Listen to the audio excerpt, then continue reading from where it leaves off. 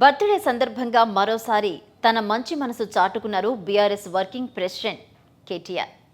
అలాగే గత 7 నెలల్లో ఆత్మహత్య చేసుకున్న 13 మంది నేత కార్మికుల కుటుంబాలకు ఆర్థిక సహాయం చేయనున్నారు కేటీఆర్.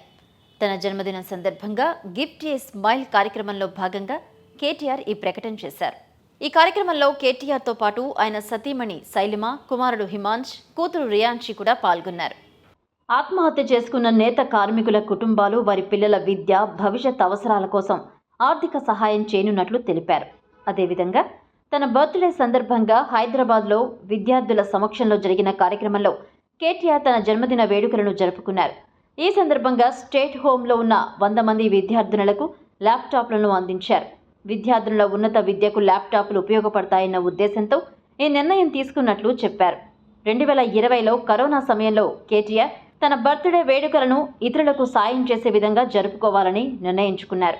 అప్పుడే గిఫ్ట్ ఏ స్మైల్ కార్యక్రమానికి శ్రీకారం చుట్టారు. తనతో పాటు తన శ్రేయోభిలాషులు, అభిమానులు, పార్టీ నేతలు, కార్యకర్తలను కూడా ఈ కార్యక్రమంలో పాల్గొనాలని పిలుపునిచ్చారు. గత 5 ఏళ్లలో పలు అంబులెన్సులతో 6,000 మంది విద్యార్థులకు పోటీ పరీక్షలకు ఉపయోగపడే విధంగా టాబ్లెట్ పరికరాలను అందజేశారు. 14 మంది దివ్యాంగులకు 3 చక్రాల స్కూటర్లను అందించినట్లు కేటీఆర్ తెలిపారు. గతేడాది తన జన్మదినం సందర్భంగానే స్టేట్ హోమ్ విద్యార్థులకు కూడా ల్యాప్టాప్లు ఇవ్వాలని నిర్ణయించుకున్నామని, కానీ ఎన్నికల వలన అది సాధ్యం కాలేదని అన్నారు. గతేడాది ఇచ్చిన హామీ ఈ ఏడాది నెరవేర్చినట్లు కేటీఆర్ చెప్పారు. 5 ఏళ్లుగా తాను చేస్తున్న ఈ కార్యక్రమం ఎంతో సంతృప్తినిస్తుందని కేటీఆర్ సంతోషం వ్యక్తం చేశారు.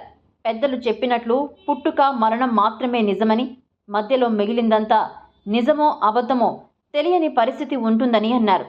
అందుకే జీవితంలో మనసుకి సంతృప్తినిచ్చే ఇలాంటి కార్యక్రమాలు చేసినప్పుడే తనకు ఎక్కువ సంతోషం లభిస్తుందన్నారు.